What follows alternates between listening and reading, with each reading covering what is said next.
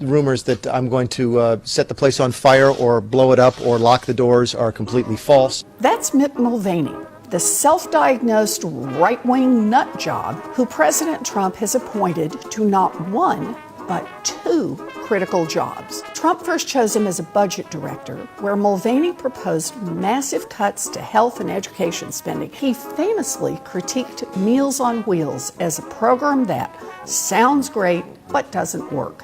Is it also a hard-hearted budget? No, I don't think so. In fact, I think it's probably one of the most compassionate things we can do to actually programs that help the elderly. You're only focused. Several months later, Mulvaney got another job on top of his old one. Trump put him in charge of the Consumer Financial Protection Bureau, the federal agency that protects consumers from getting ripped off by Wall Street, an agency Mulvaney said shouldn't exist in the first place. Mulvaney's first brush with politics came when he was just 13.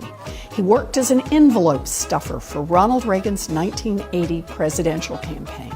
After a stint in law, Mulvaney joined his family's home building and real estate business. And later, he dipped his toes into the world of salsa. He joined the board of Salsaritas Fresh Cantina, a regional restaurant chain that he bought and ran one of their restaurants in North Carolina. Salsaritas offers a full line of signature margaritas. And a margarita he would need.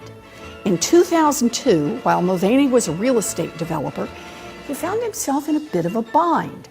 He convinced a county in South Carolina to give him $30 million, that's $30 million, in taxpayer bonds to develop this large piece of property. Mulvaney promised public improvements like roads and water lines and said he planned to build thousands of new homes, a 32-acre business park, and even a state-of-the-art soccer and softball facility. Woohoo! Instead, he didn't build a thing. After getting his hands on the money, Mulvaney turned around and sold his stake in the project, reportedly making millions in personal profit and leaving the county high and dry. Mick Mulvaney definitely cheated the taxpayers of Lancaster County when he asked for that $30 million to develop this. A county representative said Mulvaney apparently needed to get the bonds approved so he could unload the property. He didn't tell us he was flipping the property and walking away. In 2006, Mulvaney won an open seat in South Carolina's State House, where his journey in government began.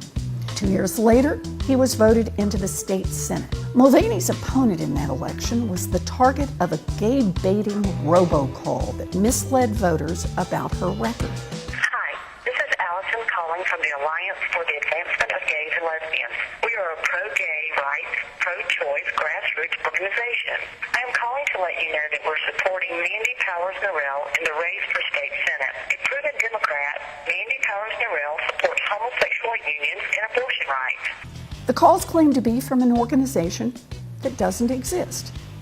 To this day, no one knows who created the robocall. Mulvaney swears it wasn't him.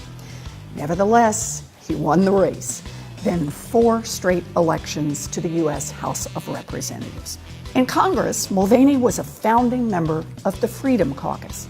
You know them. That's the far-right Tea Party Republicans who worked together to block a deal on the federal budget and shut down the government in 2013. So naturally, when Trump needed someone to oversee the federal budget, Mulvaney came to mind. In his first budget proposal in 2017, Mulvaney called for tens of billions of dollars in cuts to education, environmental protection, medical research, housing programs, and on and on.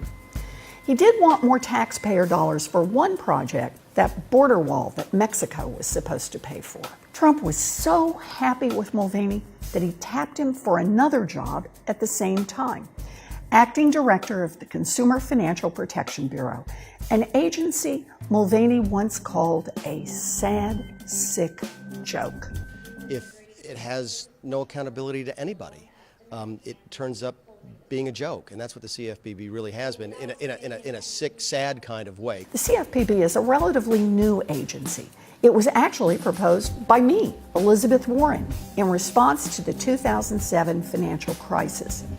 The CFPB cracks down on hidden fees, and it holds big financial institutions accountable when they rip off consumers. It's already returned $12 billion to people who've been cheated. It's government that actually works for the people. When CFPB's first director, Richard Cordray, stepped down, Trump rushed to appoint Mulvaney to fill the post temporarily, despite the fact that Mulvaney says he doesn't think the agency should exist in the first place. It looks like Mulvaney will weaken or eliminate rules on Wall Street rather than making sure they're followed. Already, he said he's freezing new hiring, freezing new rules, and freezing new payouts to consumers who were cheated. We put a 30-day hiring freeze here at CFPB.